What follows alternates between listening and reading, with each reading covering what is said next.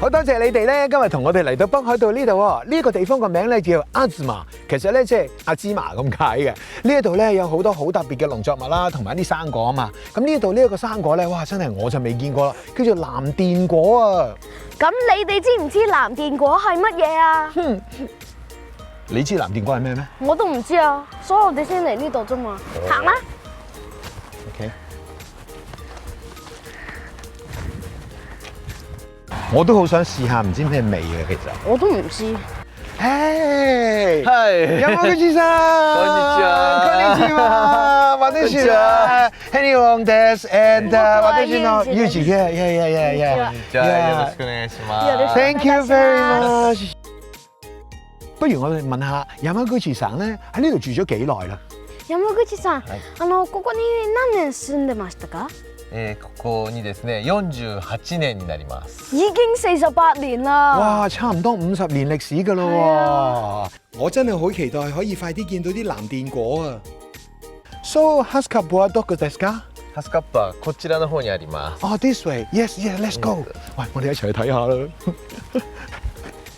山口先生嘅家族5代都係種田，爸爸係種米，媽媽咧就係種藍靛果。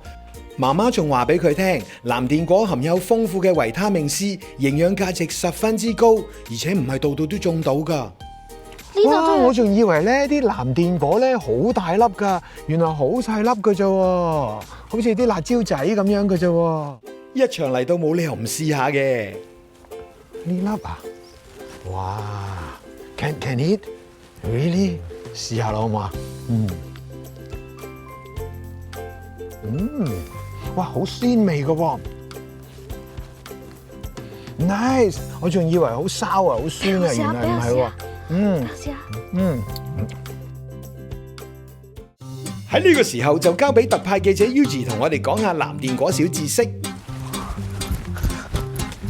原來啲藍靛果樹同我差唔多高㗎。原來藍靛果唔酸㗎。原來藍靛果係淨係北海道先有㗎。哇！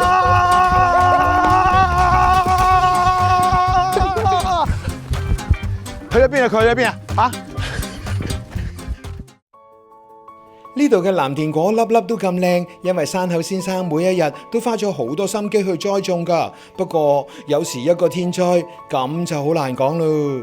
原來咧喺舊年嘅9月呢一度咧就有一個好嚴重嘅地震啊！有5000棵嘅藍靛果，但係咧有500棵因為呢度嘅地震咧，所以冇咗㗎喎，都損失幾慘重㗎喎，冇咗成1/10㗎喎。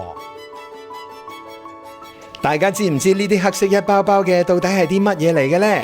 其實就係用嚟擋住地震嘅時候所造成嘅山泥傾瀉。地震過去已經1年，但係我哋仲見到災害遺留落嚟嘅痕跡喎。大自然嘅力量比大家想象真係更大啊！而人呢，其實就真係好渺小嘅啫。